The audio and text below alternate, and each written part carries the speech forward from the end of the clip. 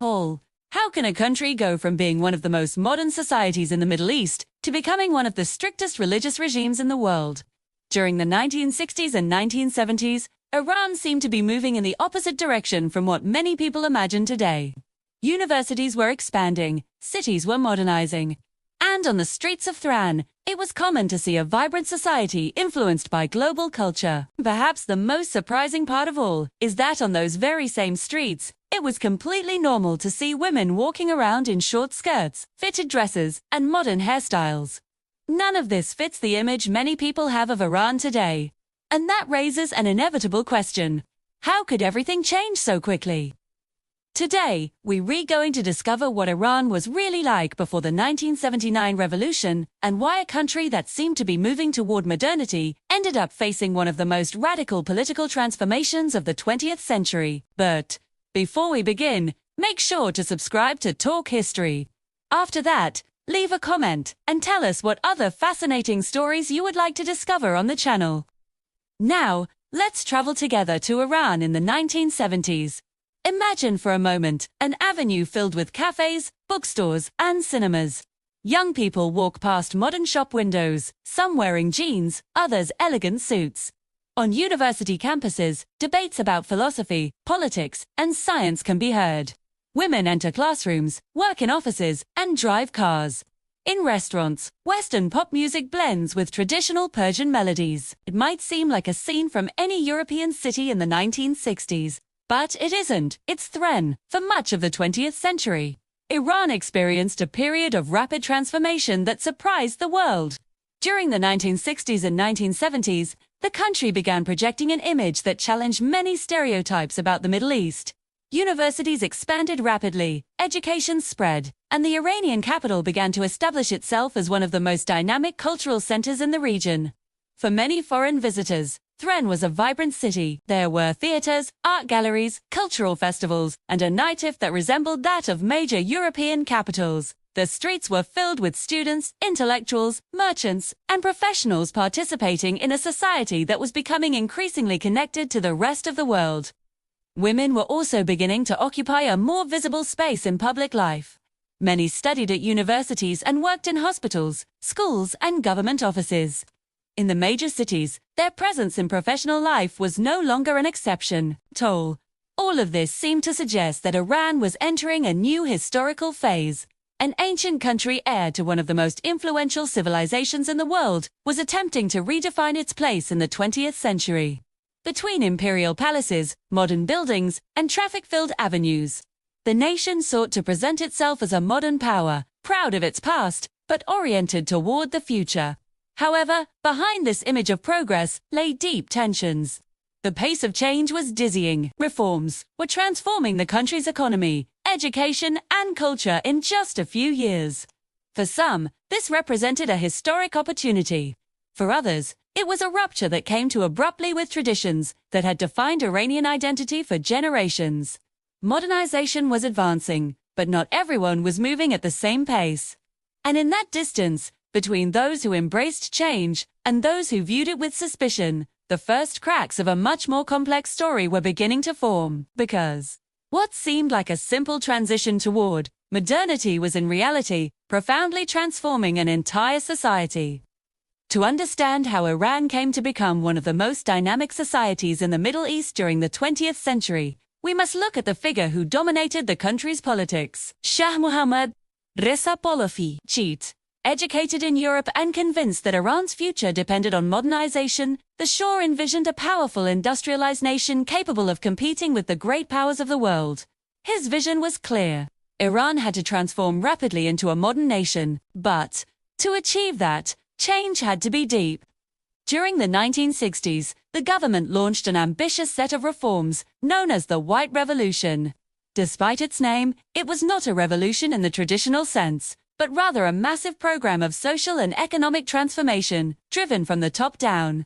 The reforms included land redistribution, expansion of the educational system, the construction of modern infrastructure, and a strong push toward industrialization. Millions of peasants received land that had previously belonged to large landowners. New schools and universities began appearing across the country. The goal was to accelerate development, and for a time, The results seemed impressive. Oil revenues made it possible to finance enormous projects. Highways, hospitals, airports, and factories were built. Cities were expanding at a breathtaking pace. Tehran filled with modern buildings and a growing middle class that was beginning to benefit from economic growth. Spies say. The government also promoted important social changes. Women gained the right to vote and began to participate more actively in public life. New laws expanded their access to education and employment. For many international observers, Iran seemed to be becoming an example of modernization in the Muslim world. But these reforms also created tensions.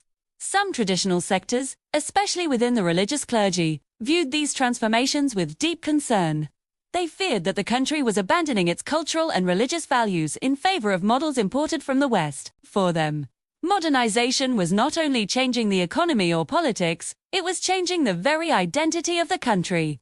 While the government celebrated progress, a quiet debate began to grow within Iranian society. How far should the country transform itself in order to achieve modernity? The answer to that question would divide an entire generation. Iran's international image during the 1970s was that of a modern dynamic country experiencing rapid growth. But that image did not tell the whole story. While the avenues of Tehran filled with new automobiles and international hotels welcomed visitors from around the world, the country's political power was becoming increasingly concentrated in the hands of the Shah. Iran's political system functioned under a monarchy that maintained firm control over public life. Although formal institutions such as parliament existed, the most important decisions still depended directly on the monarch and his close circle.